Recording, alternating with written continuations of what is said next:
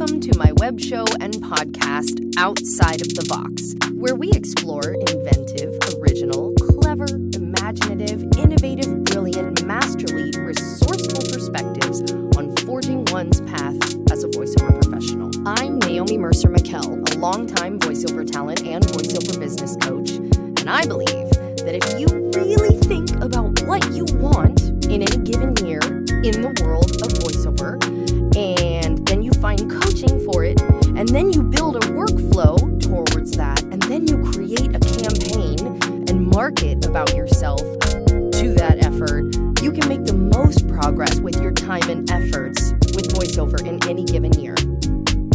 So, to that end, last year I decided I wanted to reestablish my online presence with voiceover work after years of working mostly with agencies in my client list. So after I decided what my direction was in voiceover, what I wanted, I researched and took the class V123 Pros, and it was an online class to help your Voice 123 profile work with the algorithm and other strategies to break through the clutter with your submissions. And it worked for me. Just like that formula that I say, decide what you want to do, find coaching, establish a workflow, create a campaign. It worked for me when I used Voice 123 Pros and put it into that formula. So I took the class last July, and by this December, my profile is now in the top 20%, and I'm booking between 4 and 8 sessions a month off of that platform alone. I definitely think that taking that class helped. So today our guests are Katherine Tole and Natasha Marchewka, not Marchewka, fellow voiceover talents and also the creators of V123 Pros. These ladies think outside of the box in everything they do, including how they approach their profiles on voice123.com. This interview is for you if you want to hear more on their class and other helpful tools and tricks they use to work regularly as voiceover talents. Enjoy. How did you guys meet, by the way? So we share this story every time someone interviews us. We know this story. So I was doing well on Voice 123 when it changed over. It's in version 3. 2018, they updated their, I remember that. whatever you update in computer language. And, people in the community complained, I'm not doing well. And they blamed the platform. Well, there's always going to be upgrading. There's always going to be evolving of things. And especially in our business, we need to evolve with technology and the like, trends and all the things. So I was doing well. I don't know. I just pick away at it and figured out how to use it and did well. And then I paid for the platinum membership, which is the most expensive membership. But that I did really well with that. So I decided to share with my workout group, my voiceover workout group, my MO, how I work Voice 123 to success. And I wanted my peers to succeed. I didn't want them to, fail and bang their head against a wall. But I also wanted Voice 123 to stop being badmouthed because it's a great opportunity and stop complaining. And if you want to complain about it, that's fine. Go to a different platform, and we are all happy on Voice 123. Most of us who do well. Anywho, I did a free webinar for the workout group, and the host of the workout group said, "Oh, so when are you going to do people's profiles for them? How much are you going to charge?" And I said, "I do not want to do that. I just wanted to help and share some info." And the next day, Katherine and I had worked out a couple of times, but we didn't know each other, didn't see each other face to face. But she emailed me and said, "I'm interested in maybe collaborating with you on something." And I said, "Universe, am I supposed to do something? Sure. If someone's going to open up a door, let's just see." And so we talked, and her and I have very different skill sets. So my Voice 123 experience and her incredible ability in technology, and then also the craft and all the things, we had this great marriage. And I was helping people 1 hour at a time prior to that webinar. And so Katherine and I said, We should stop helping people 1 hour at a time as we talked about what we could do together. So, Katherine, why don't you take it from here?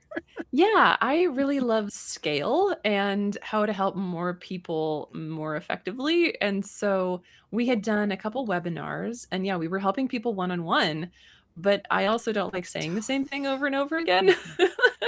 And The so same spiel. yeah, we have similar things to tell everyone because so much of it is applicable to everyone, and then a bunch of it is very, very specific. So, hey, why don't we turn this into like an online webinar, which turned into an online course in the end? And then if people need, personalized help for their keywords or like their profile blurb, like then we can help people one-on-one with that part. But like if you want the course, and then anybody can go to the website and get the course, it's like it's something that you can take whenever you want. You can do 14 minutes Totally. here on a module. You can do 20 I minutes dialed there. in whenever. Like what you did, Yeah. Naomi, yeah, Mhm. it's over a period of time. Mhm. You do it at your own pace.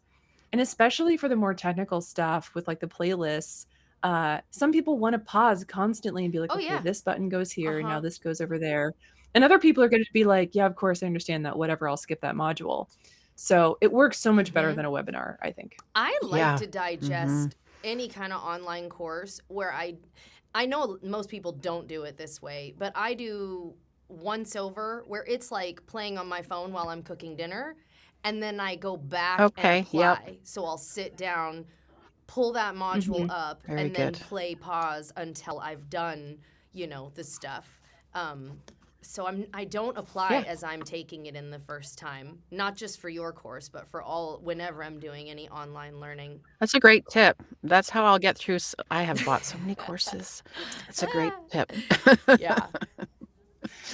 Yeah, so everybody learns differently, everybody Yeah. needs different things. So Yeah. this was the best, like one size fits most kind of approach. And then we do in-person stuff for keywording labs, and every once in a while we'll teach a course or, Yeah. do a The webinar. keywording labs is so smart. I want to do one of those. Probably your next one.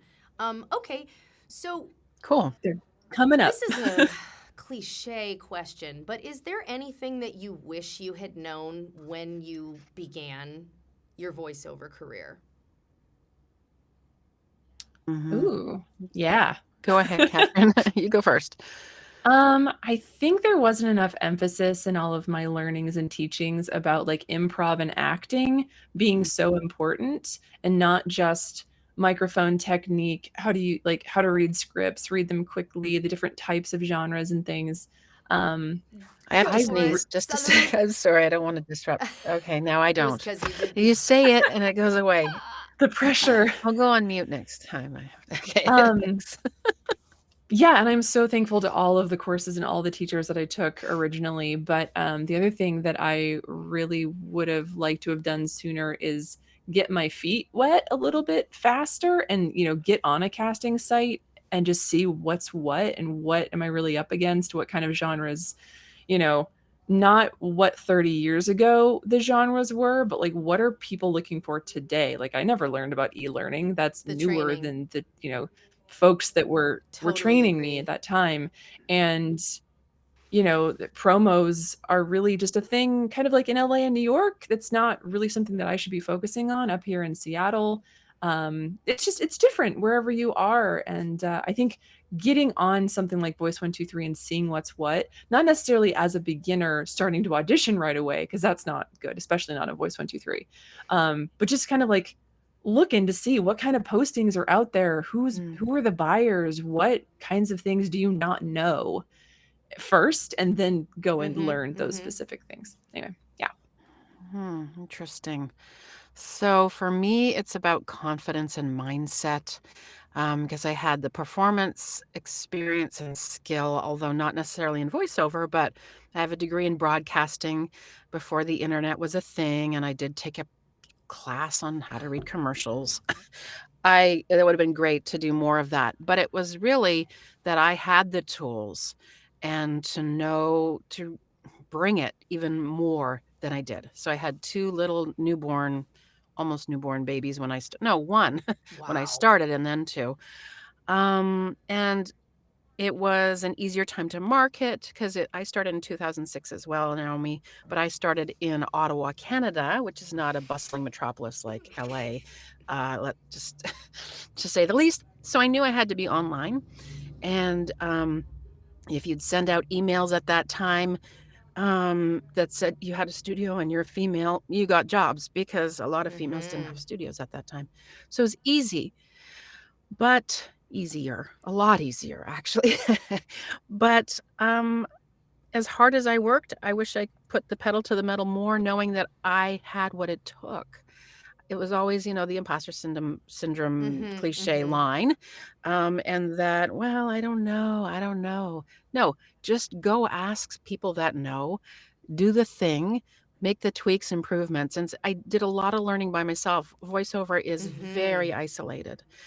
And once I really accessed outside my booth, which my career, my business skyrocketed as soon as I accessed more resources. But the truth is that I had what it took.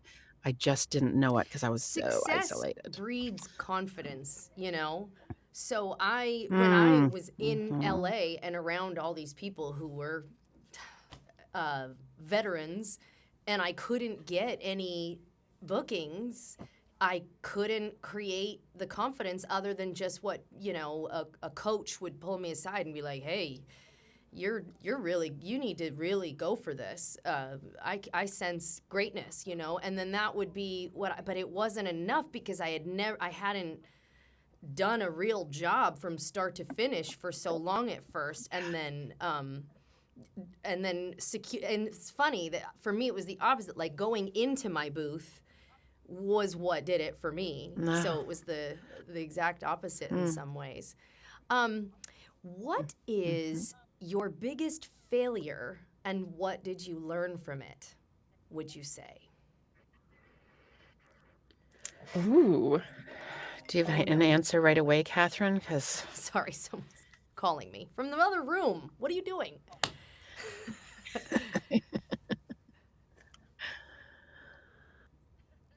Silence. I'm going to say that I fail constantly. So to think of a biggest failure, that would just take some journaling and therapy. Yeah, maybe it's not to a go great back. word. But seriously, just like venture that was like it didn't turn out how you hoped. Maybe not even failure or something that you tried or shelved and you might still go back to. So maybe failure isn't the right word. I don't think I'd be doing what I do with Katherine and filling up my bank account like I do with voiceover if I didn't fail all the freaking time. And that's learning with clients, how to navigate with brevity and professionalism, and also putting yourself out there from a marketing perspective. I have a great email list, but I still get people saying this is spam, and it's so random. Like, that's great. It's not spam. You've been getting this for months. So when you take risks, when you put yourself out there, which I think I have done and do all the time, you fail. Or maybe fail is a strong word, like you said, but you don't succeed every time, but then you have bigger successes. I really agree. Yeah. I've had kind of a rocky, not even like that rocky of a road, but agents for me were this thing that when I was in training were the end all be all. Like that was your road to success. And you take all this training, you get all these skills, and then you get an agent, and then you're done. You've made it. You're like, that's all you need. And so once I had done that, I'm looking around like, wait, what? I'm making no money off of this agent. What is going on? And their feedback is like, yeah, it takes like 2 to 3 years to really get traction in this market. And I'm saying, what do I do until then? Like that is so unacceptable to me. Get the agent in the first place. So then when you tack those two together, it's like, dang, am I trying to be a surgeon? Yeah. I mean, kind of. Yeah, no one signs up for something being like, okay, 6 years in, you're not going to make money. That's what you do to like be a surgeon or be an engineer or, that's not what I was expecting for this type of career. And so Voice 123 has been so vital for me to make my own money. But then once that happened, this specific agent wants all like a piece of everything that I book in this region. And yeah. And so we had sort of a clash of like, I need this out of my contract. No, it's yes or no. Okay, well then I guess it's no. Good and for you. I fired my agent because I am not okay with someone else taking a piece of something they had shouldn't be nothing to okay do with with. that either. And that's just not okay with me in my business. And that's not how the world of VO works Mm-mm. today, in my opinion. For me Right. and my situation, I am like, I'm finding my own clients. I am working with people. I'm networking. I'm like going to events. All of that stuff, I need that. That's mine. Mhm. And so I do have agents where they don't take anything if I find all of that own work. That's great.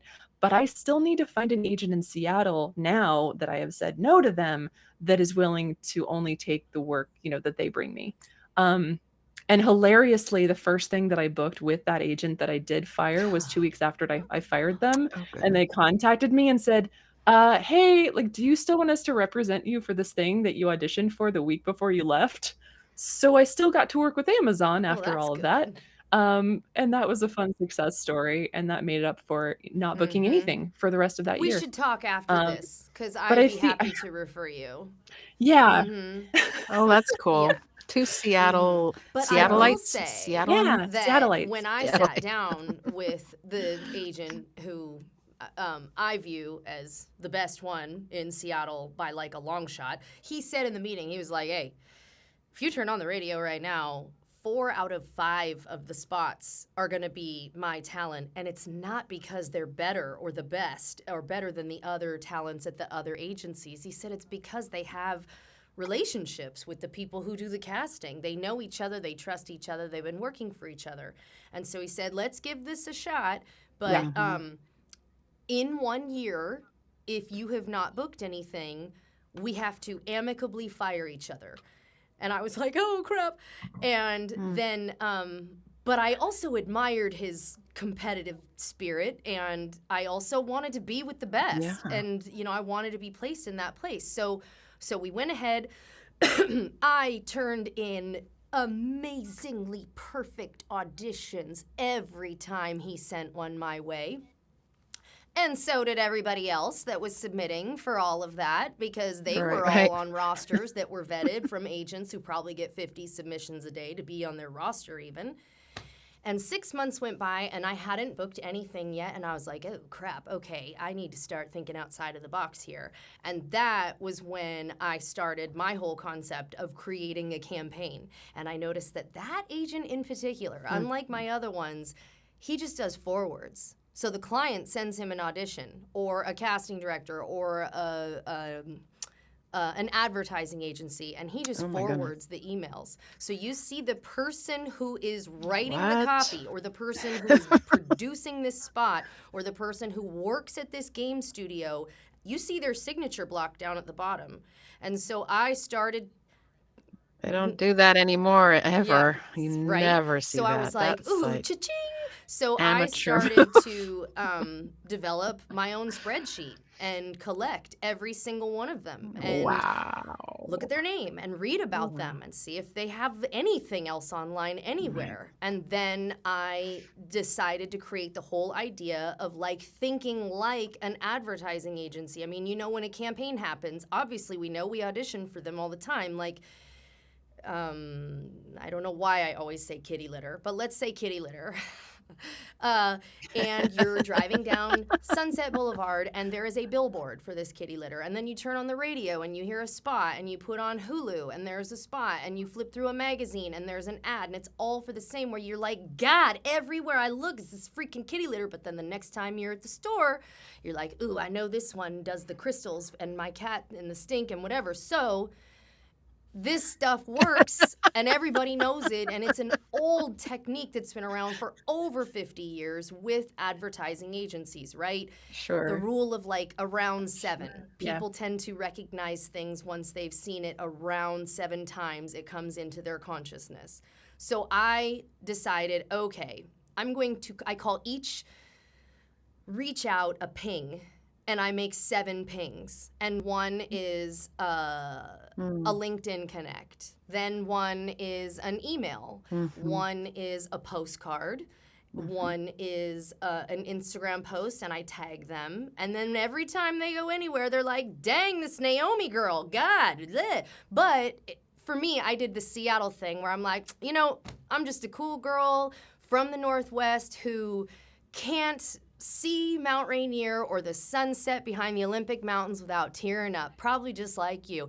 And girl, I started booking. I couldn't believe it.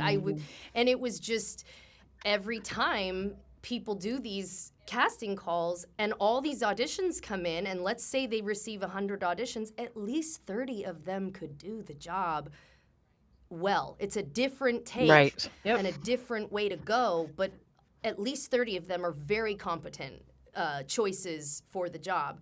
So then when Sure. they'd come across my audio file, my hope was that they'd be like, oh, yeah, Naomi, how is that girl? And blah, and she mentioned the Olympics and mountains, and they'd get that warm, fuzzy feeling. And, you know, this is my theory, but the proof was the way that it was like I instantly started having bookings after that. So that would be my tip for you for the Seattle Yeah. market. And after we hang up, I have no problems connecting. Because it's, Yeah. Any local market, it's brilliant what you're doing, and I feel like I'm not that much older than you, but I kind of feel like we're twins or you're my daughter or something, because I have that same drive and fire for cultivating your own business, you know, and that's what you have to do now It's in a voiceover. must. You cannot rely on any one Yes. marketing piece of the Thank pie. you. Yeah, good for you, Naomi. One quick thing that you brought up, just to tag on to that, one thing that Natasha really likes to mention is that, sure, online casting sites, you can see, you know, 50 other people have auditioned for this, or maybe 75, and you're like, is it worth it? That's so many people. But the thing is, at least you can see that number. Whereas with your Blind. agents, you're sending in an audition, you have no idea. Is it 1,000? Is it 300? Did they get 100? You have no idea. There's no transparency there. And so And they're all wish I good, did all really, that on in an LA. and they're agent. all I so can't good. imagine what my right. I mean, How famous you'd be. I feel like I right got so now. many opportunities to get great auditions, but it was the same thing happened as my first year in Seattle. A lot of it would just get in a sea of a lot of other great reads. And, you know, gosh, I wish I had that technique and applied it when I lived in Los Angeles. Okay, let's see. I'm curious about these two questions, and I will ask them together. What do you think the world of voiceover will look like in 5 years? And what do you think the world of voiceover will look like in 15? Well, if we could really answer that question, we would be very wealthy or sought after consultants. And I'm looking forward to hearing what Katherine says, and you, Naomi.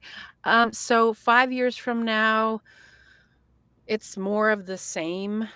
I think that these online platforms, when people figure them out, and they are, thanks to our course, and maybe we should quit this course, Katherine, because we're going to have so many competitors.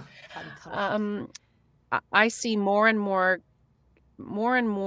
great clients on Voice 123 every day or every week. These are clients that are new to the platform. They're used to hiring in a different way. They need someone right away that knows exactly what to do. And so as studios, you know, had to go through the COVID difficulties of shutting down and all talent needed to be at home, we were at an advantage. I think that really talented people, actors, as I call them, that didn't have a booth, they will have a booth. And so there'll be more really great competition. So more of everything that we're seeing, and unfortunately for agents, they're just going to narrow down to the ones that can make a living at it and figure out how to manage talent. You know, those that are better at managing talent, and I don't want to say micromanaging, but managing them specifically, personally, will do better, as opposed to the cattle calls that may be wasting their time now, because it's not a fun game for agents anymore. 15 years from now, I will be, let's see, how old I'll be pretty old, and I hope to still be working. But that's really hard to say, because we're at a saturation point, I think, with talent. I think there's a ton of work out there. And that's another reason I don't mind sharing the sort of secrets of Voice 123, because there's so much work. And so all the good people who aren't necessarily There working, is. there's work out there. But the evolution of online platforms, I'm afraid of how competitive it will be. You know, there are platforms that will not go mentioned that have much lower Mhm. price levels, that are strengthening in the voiceover industry. And so hopefully, as we build our email lists and our clients, we maintain them and we continue to build that, because it's really hard to say 15 years from now what it will look like. But I'm guessing agents will evolve into managers or talent managers, or maybe they'll just do something Fascinating. else, because it has to be more of a Mhm. personalized situation. I would love, well, I have management, Celia Siegel management at the moment, and I want to really dig in with them. I want them to know exactly what I'm doing so they can really elevate my game and take that seriously, because they can make Yeah. money from talent that hustles. So, yeah, That's good. those are my 5 cents or more. Catherine, what do you think? So I can speak more from the technology side of things, but I don't have any sort of insider knowledge of what anyone should or shouldn't do, or what to be scared of or not.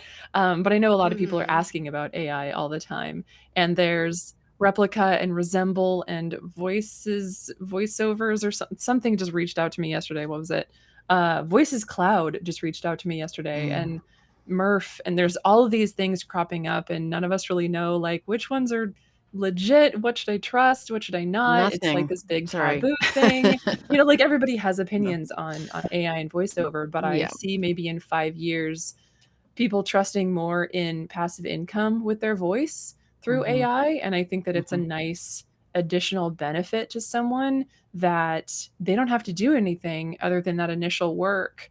And for things like voice teleprompters and little like random things that does the types of work that don't bring you joy, you could just have an AI version of yourself doing Yes. that kind of work for you, Yeah. and then really focus on the types of work that you want to I do. love that I perspective also so think that much. as Sorry, go NF ahead. sorry. I just that's such a good perspective on Yeah, it inevitable, doesn't. like something that's inevitable, and like the way that Natasha, you talk about how Sure. it's always changing, and if we fight it and don't keep up, then Mhm. it's death. Um, I definitely believe that Yep. AI is one of the next big changes. Yeah, and that if there's a way to jump on board, then we should find a way to forge that path, or a lot of work is going to go away with that stuff, from what I've read. A lot of work for things that do not actually want Right, your right. special qualities in your voice, so that you might Yeah. not have wanted anyway. I'm afraid that, though, that it's gonna be the Wild West, and when you have a replica of your voice and you farm it out, like, how much work are you gonna get, from that? Like, who's to know? And I'm not a really strategist, but, okay, so you've recorded an AI version of your voice, and you can have it in a library and sell it out, but it just feels like that's so random for people that charge so much less, and I other, know it's how do really you, hard oh to my wrap your head goodness. around It it. feels really Me too. wild. I have done one. Well, Yeah. I mean, I've done synthetic voices. I did they took it down when they created Meta, but I was the name pronunciation feature on Facebook for the last like 8 years or something. So I made Okay. I've made Wow. synthetic Wow. voices, but just last fall, Well Said Labs is a company in Seattle, and they've recently been heavily funded to do an AI to create AI voices. And so I actually reached out to them to be like, okay, how can I be on the forefront and be proactive, I suppose. Sure. You're the I mean, best. who You're knows if amazing. this is going to do anything or turn into anything, but then you build an avatar with them, and that was actually really fun. Like, it's not me, but it's like me in a lot of ways. And then you get paid out quarterly for whatever happens. But from what I've been reading lately, which I find to be more exciting as far as AI goes, is that you can go for or try to be the AI voice of a brand like the New York Times. You're the voice of the New York Times. And then if it's read to people, if they listen to it in the car or whatever, you are the voice that represents, you know, we can name anything, something that you would want to be the voice of. Doesn't that sound kind of cool? Wow. Where like a neat idea or spin on it. Yeah. So that is something where you know how your voice is going to be used. You know what it's going to stand for. And Right. It's just that specific thing. Like, you're the voice of this brand. And that I like the idea of. That I would love, I don't know how, but it seems like in the next year or two to be proactive, to just approach companies and say, hey, listen, I want to be the voice of you. I'm still piecing it all together, but that is the way that that's the way I want to look at it, so that I don't want to cry also. Because Yeah. Yeah, you need to watch out for the ones that don't have clauses for the way that your voice is used, and make sure that, like, it's their responsibility to remove any kind of, like, racist, homophobic, like, whatever content that you don't want to be a part of. And some of them have the ability for you to say, yes, I want to be used for this project. No, I don't want to be used for this project. So there's a lot of different types of websites out there from the research that I've done, and you just want to make sure that you align with the ones that would, use your voice for good and not for evil. But I would also mention that, like, you can record a lot of different things, and people can just cut up your voice and make you sound like a lot of things that you didn't mean to. So it's not like that technology is not already in existence. Other voiceover People platforms seem to that be we're not saying out loud. So I know exactly what you're talking about. Yeah, right.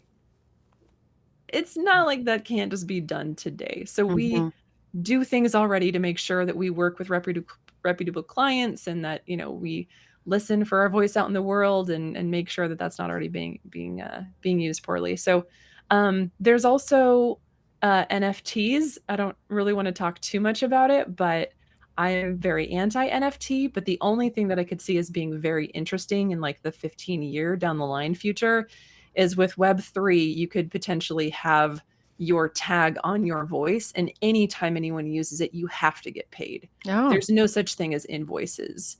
It's, if you use this digital piece of someone, if you use this audio, then you are paid for it automatically. Yeah. Which is an interesting thing, but also NFTs are just so not good. So it's also a rocky thing, but that will happen in the future. I most just likely. learned the phrase Web3 last night. So, and my friend was like, "Oh God, you're gonna hear it all the time now." And I don't the even know very what next it day, is. I heard it. So I'm totally gonna call my friend. Oh gosh. We're currently in Web 2. Web 1 was like BBS hearing boards Web and 2.0, GeoCities like when websites, everything and, like, the stopped old from internet. being software that you owned on your computer to the software was on a website, Okay. But I had never heard the phrase Web3 until last night, and now again, not even 24 hours later. What underrated tool or tools are indispensable for your job today as a voiceover talent? So Zoom. I have Zoom sessions all the time. An Amen, Ethernet girl. cord, I've learned, Do you use is Zoom sessions now or run indispensable. and conduct Zoom sessions more than Source Connect right now? Me too. And I asked some Yes. people on some I Facebook do. groups, and they were like, nah, Yeah. nah, nah. And I was like, oh, really? Okay. But I feel like the Zoom session feels much more like we're all there because we can all see each other. Do you do it as a video call? So I think from a Yeah. marketing perspective, it's great to do it as a video call Yeah. because they get to, first of all, they see this, and sometimes they're surprised. Yeah. Oh, you have, yeah, like I'm super legit. I think, Naomi, maybe who you're asking are top talent who are in a different world and bubble, but blue collar worker, which I consider myself, I get jobs from a few jobs from agent, and mostly from my own networking and Voice 123. So when you have the Zoom camera on and they see you're in this, they're like, oh, okay. And then they see you and they take in who you are, and I think it's a really good Me marketing tool. So too. I'm I'm quite so happy glad with you said the that. Zoom That's been like situation. in my gut, Good. but Yeah. I didn't quite say it out loud. I mean, not for this question, but just for the last 6 weeks or so, I've been like, Zoom is more valuable to me lately than Source Connect. Am I doing something wrong or Mm-hmm. yeah. Mm-hmm. Mm-mm. Nope, you're doing all the right things for sure. And Oh, Calendly has really? also been a great tool for me. Calendly. Yeah, Calendly, yeah, to book sessions with clients, to Yeah. also because then you organize it. They wanna have a Zoom session, you're like, "Okay, here you go," and you're on top of it. That's Okay. happening in an hour with me. You organize it for them if they need, but also for 15-minute calls, pre-production calls, putting that out there to ask them if they want that. And then all kinds of interviewee things that we do or meetings that Katherine and I have, or Hey, I have meetings with another technical coaches. question. Yeah, Do you guys have scheduling. interfaces that allow playback in any of your calls? Because I just bought, you do. What are your interfaces? Mhm. It's super basic, and you're gonna be surprised, and clients love hearing their stuff back because Uh-huh. now they're not paying for an engineer, so we're expected to do things, and town's like, "No, I'm not an engineer." Of course. It doesn't Yeah. matter, they want it, and they're so happy with it. All I have is an AGO3, which is a mini mixer. I wonder if I can pull it up here. Right here. All I have is this, and it has a loop back button, and I just move the loop back button, and it plays the audio, and clients are thrilled. I think that's another Uh-huh. super competitive piece of the puzzle right now because so many of us have to do more and more and more They directed feel sessions, and if like you they're can't play it blind. back, They feel like they're like, let's wah, hope that wah, take was the wah. one I wanted. Yeah, Yeah. yeah. So I've been doing Zoom sessions, Exactly. but I Yep. haven't had So the it's ability to do playback, and I needed to buy a new interface, which for me means my parents are visiting, and I'm sending it to them, and they're packing it in their bags on the 31st. Yeah.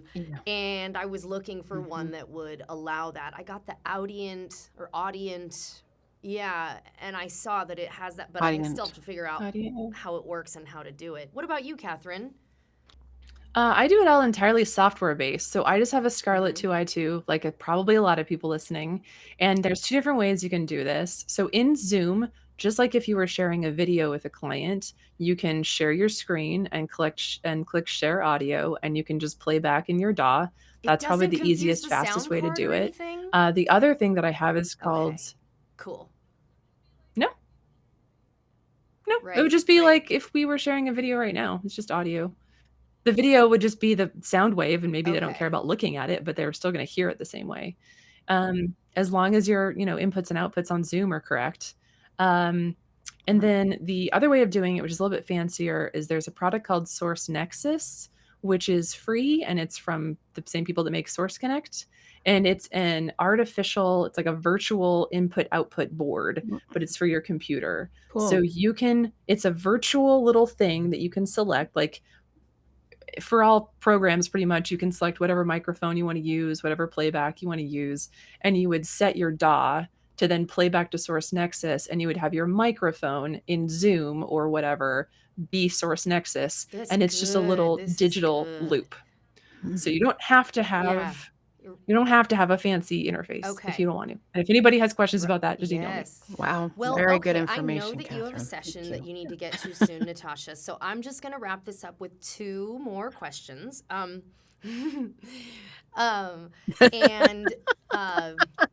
it's funny. It's a question. That's a question.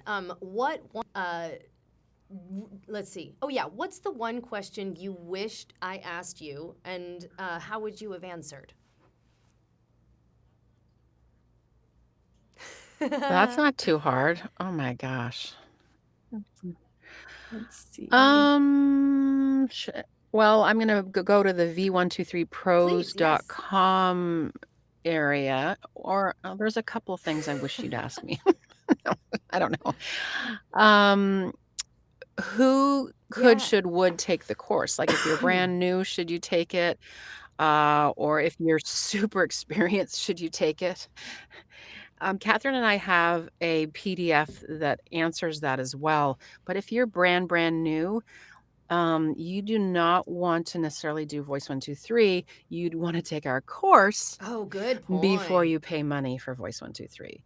If you're Yeah. If you are a veteran in voiceover, 100% you're leaving money on the table by not participating and participating strategically on Voice 123. Now, having said that, we don't need any more competition. Excuse me. But if you're really good in voiceover and have booked a lot in your lifetime and are Mhm. running up again, you need the course because it helps you get through it without banging your head against the wall. The other question is, what else do you have That's my going on, last one. Natasha? That Oh, was I'd my love to last share with question. you, So go Naomi. ahead. I have a I, I'll nip that one in the bud. I have a webcast called Speechless VO on YouTube. Kim Wilson and I do weekly episodes. The website is speechlessvo.com, but we're on YouTube, Speechless Real VO, Super Real Life cool. in VO, or something like that. And we've done a couple dozen episodes that are much like a podcast, but it's a webcast that talks about all things voiceover. But right now we're embarking on interviewing coaches, really high-end coaches, because so Right. often talent don't know who to coach with. And unless you go to a conference or see them in a workshop, you're just paying for someone that you don't know if you vibe with or if they're teaching what you want to learn. So we do it for the community, but we're also doing it for the coaches because many of them are our friends, and we want to help them get out there in a way that educates the community that who talent should go with. So Oh, that's it's good. So there's a little overlap speechlessvo.com. there, but at the Thanks for same asking. time, there's plenty of room for all of it. And I'm only doing 12 episodes a year, so and once a week, yeah. What about you, Katherine? Cool. Yeah, I just want to say first that I think you should always absorb as much free content as you can out in the world. There's so many wonderful voice actors and coaches that want to give you knowledge to make you successful.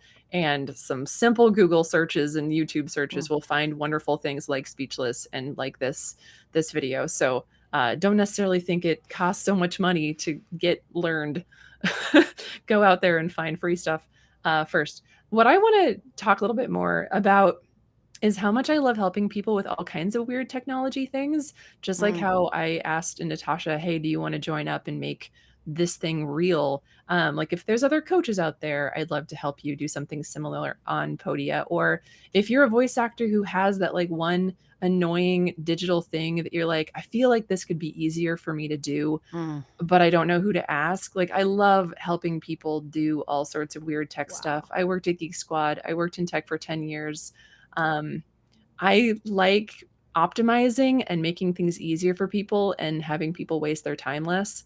So if there's like some sort of manual task that you do all the time and you think, I wonder if there's a better way, I'd love people to contact me about that because that really like feeds my soul and makes me happy to like save people time and money for tech I'll make stuff my list, because Katherine, for you. yeah, I I like mean, that kind of stuff too. Optimization of it comes so everything. naturally to me and I want to help. Okay, Yeah, well, great, I will Katherine. close Thank with, you. and then I'm just Oh going my to list gosh. links below wherever this shows up. But where can listeners find you online so that you guys say it for yourself? Your course, yourself, everything that you want to say. Yeah, so if you can see somewhere my name somewhere around here, it's katherinetole.com is my personal website.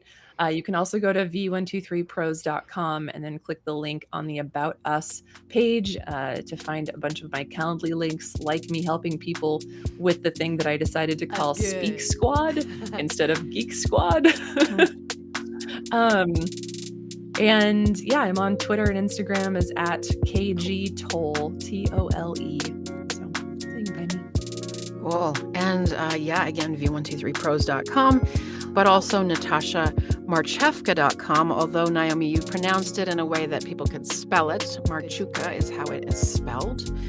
And there's signups there for my resource newsletter every month for voice talent, if you'd like. It's a great newsletter. Thank you. It's one of the only ones I haven't unsubscribed to. That's saying a lot whenever someone says that. Yeah, and Instagram is Natasha _ VOX, I believe. Yeah, and I'll be at checking that out. Thank you for asking. Thank you so much for this. This is going to be invaluable. I'm really excited to share this with my new and up-and-coming audience. So, now everybody knows, and I'll let Natasha get to her session, and I'll follow up with you, Katherine, about Seattle agency stuff. And thank you again for being my guest on my show. Thank you. My pleasure. All right. Thanks for inviting us, Naomi. Bye-bye.